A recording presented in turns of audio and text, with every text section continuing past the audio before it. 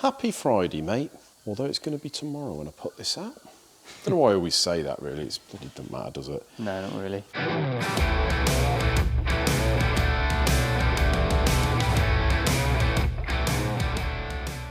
This is Russell's.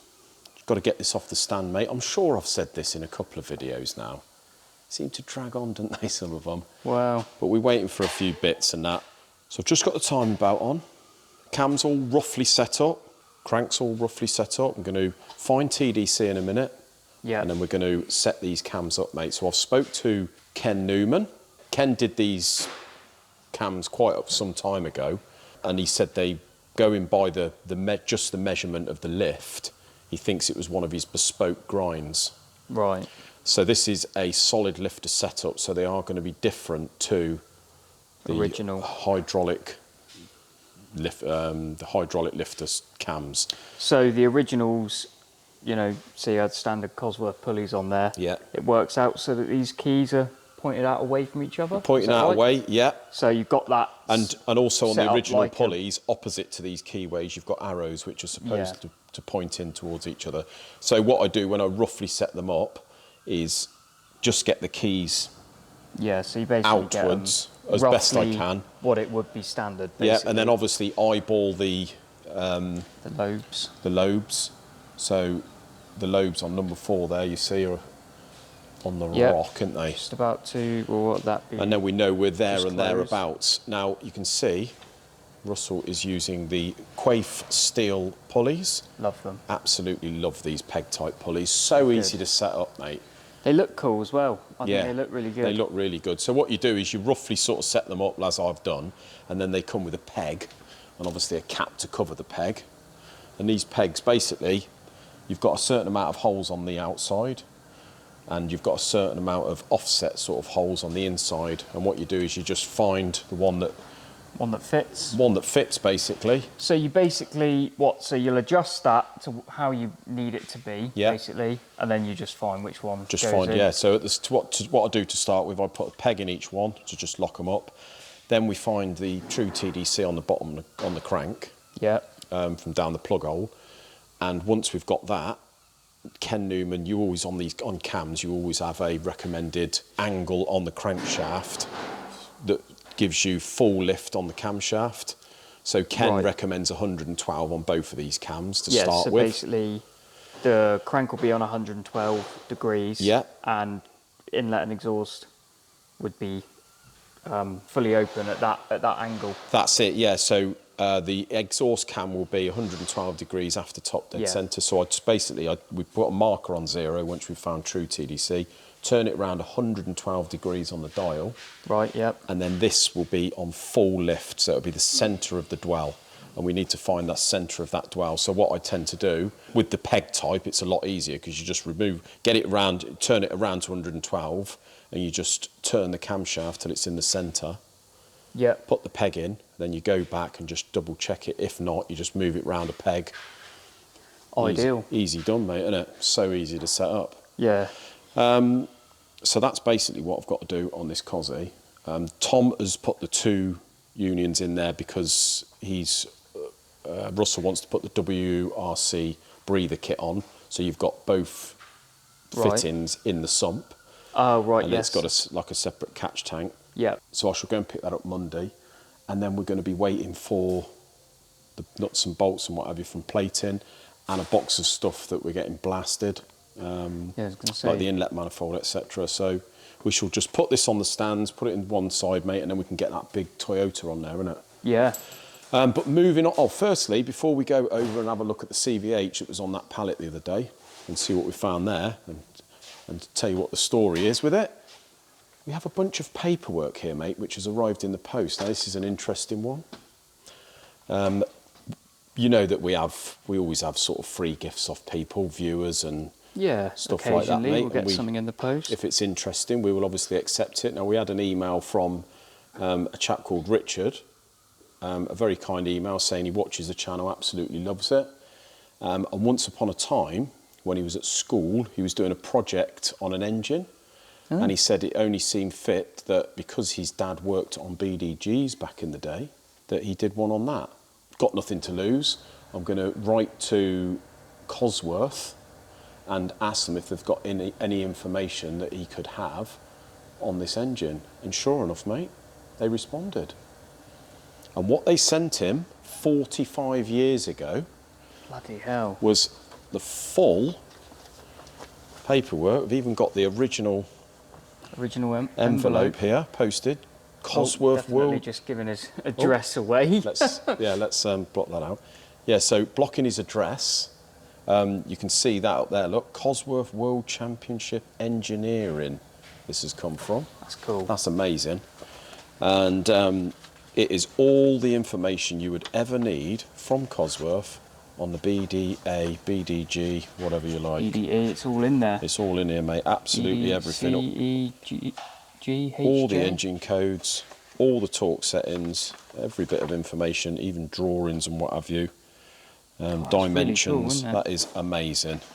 So massive. I thought it's got to be worth putting that on the channel, isn't it? That's very nice of him to send us really, that. Really nice. Probably means something to him. Oh God, yeah. And we shall definitely make use of this. Hopefully, obviously, we've not really been too much involved with the BDAs, BDGs, and all the rest of it. But we are hoping to get more involved with that sort of motor, and I'm sure this will come in very handy. So it will, and we'll keep it very, very safe. Massive thanks, Richard. Really, really appreciate that. It's like a bit of history there, mate. Yeah. And we should be looking after that. Anyway, let's head over to the RS Turbo. So here it is, mate, and it is no longer a complete engine.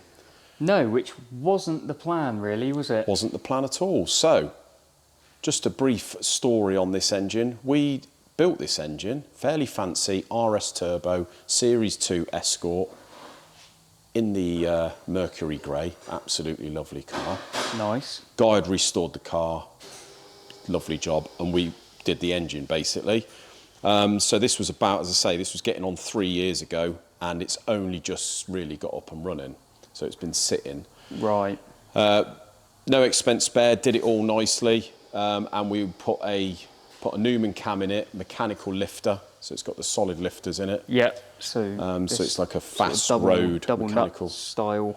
Yeah. Solid lifter, which are not easy to sort out. It's got a new oil pump, obviously bearings balanced, all the usual jazz, mate, that we've done. And there's been a bit of a problem. There has. So spoke to the customer, and he was fully aware that there's no warranty because it's been left for 3 years. But it's become apparent now that we've stripped it what the problem is. So the symptoms were the engine ran apparently, turned it off, and then it wouldn't run at all. It wouldn't even turn over. So they go to turn it, and it's locked solid. Very unusual. As I say, started, ran fine, stopped.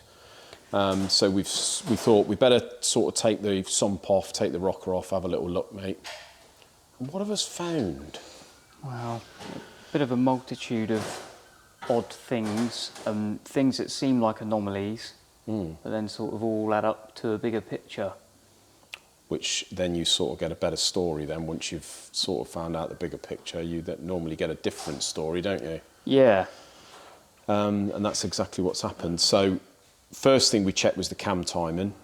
Obviously, the first thing that was checked was obviously no loose nuts and bolts that had made the thing lock, obvious. The first thing I looked at was, can I turn this engine over? Yeah. And the answer was no, but I can sort of get a quarter of a turn out of it before it stops. And it's not like, didn't feel like it went tight as such. Right. It just was a stop, like a mechanical, something is stopping this engine turning, whether it's something in the crankcase, in the head, in the combustion chamber, So at that point, I looked down the ports and I noticed that number 2 exhaust, or I think it was exhaust anyway, it was pretty much on full lift. Yeah.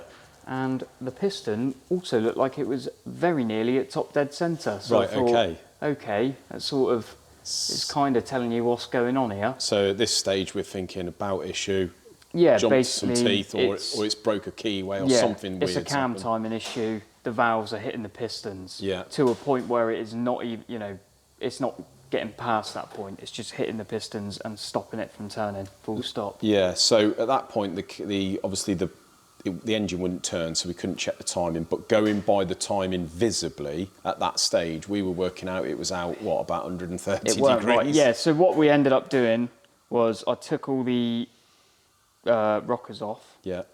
So obviously to close all the valves, Yeah. leaving the belt on. Yeah. So then we could turn it through. Okay. And work out what the timing was. Yeah. Or roughly anyway. And yeah, it was miles off, wasn't it? Miles out. The belt was tensioned. It was a new belt, obviously. New front adjustable cam pulley. Yeah, so very, very weird. It was obvious, really, that it's got to have been a belt slip issue, because obviously if it's run before, then the valves weren't smashing into the pistons. No. And, you know, because if it's enough to cause the piston or the engine to stop turning, then it ain't going to run at that point, is it? No, that's it. So, you know, it's pretty clear that it was a belt slip, or the key had broke on the end of the cam, and you know, the pulley started spinning. Yeah. So it wasn't that either. So we've took the pulleys and pulley bolts and washers off the crank and the camshaft, and you can visibly see that the keyway's still intact. Yeah. And the key. And that'd be pretty rare anyway, wouldn't it? So. Yeah. So then, once the belt was off, we ordered a new bottom pulley, so it was a brand new bottom pulley, although the other one was fine. We thought, well, we'd just belt and braces, buy a new bottom pulley, belt pulley. Just that one there. Yeah, there we go. It's just a new in one. case. I mean, this was the old one. It's not like it was it's bad. Still, it's just still fine. old. And then when you went to turn the camshaft by hand, once we took the belt off, turn the camshaft, it was very tight, wasn't it? Didn't feel right. No.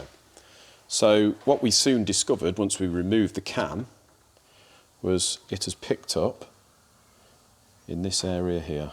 So literally just on that lobe, all the rest are fine. And if you put all the others down another journal, it all turns free. So it's not like the cam was initially tight. It's just literally picked up there. So it ain't done the cam any favours. The housing, fortunately, isn't too bad. It's literally about 1 mil or 2 in one area that's scored up. Being that it's aluminium, it's going to sort of... It's I mean, the alley will take the brunt of it, but it also isn't going to chew itself to pieces. No, it's not, sort not of like the whole makes lot. a mark, but it doesn't... No, that's it. So doesn't the go head, too far. No, so we can sort of salvage the head, really. Obviously, we'll speak to the customer, but then we thought, because it's done that, there's going to be swarf floating about in the oil somewhere. Yeah. So we better take this thing to bits. Well, yeah, the sump had been off. You'd only left, 2 bolts in just to have it on there. Yeah. So I took that off, and there was some swarf in the sump, and I thought, don't like that. No. At first, I was just going to check sort of the bearings and everything, but I thought if there's swarf in the sump, then it's going to be everywhere. Not potentially. great, mate. So you took the crank out, took all the rods and pistons out, checked all the bearings. Bear in mind, this thing is supposedly run for not too long at all, and it's had a new oil pump. This is what you found inside the oil pump, mate. Yeah. The oil pump. Absolutely chewed to death on the outside there. It is very bad. It is really bad. It's like bad. some of the worst where you'll see, really, in an oil pump. Yeah. Chewed And all the housing. so you can see the swarf sort of building up. And there's loads. Look at the plane there now. Look, it's terrible, isn't it? So that has chewed itself to hell. You have then cut the oil filter which was on it. Yeah, and it's totally dry. Absolutely bone dry. Although there was oil in the pump and there is oil floating about. Yeah, there's not a lot though. Like, there wasn't much in the main oil gallery either. To be honest, it was like quite dry in there. You'd think it would be. Well, that oil has not even. That filter hasn't even been primed, has it? No. At all. Well. So I am suspecting the thing has just been fired straight up after 3 years of sitting dry, not even turned over. Maybe potentially just fired straight up. Realised that an oil light has not gone out or whatever. Turned it off, but by then the damage is too. It's too late. The damage has been done. At that point, first thing, with no oil even in the pump, there might have been a tiny little film of oil, but obviously not enough to do much, and then once it's actually running, you think how quick that thing's going to be spinning.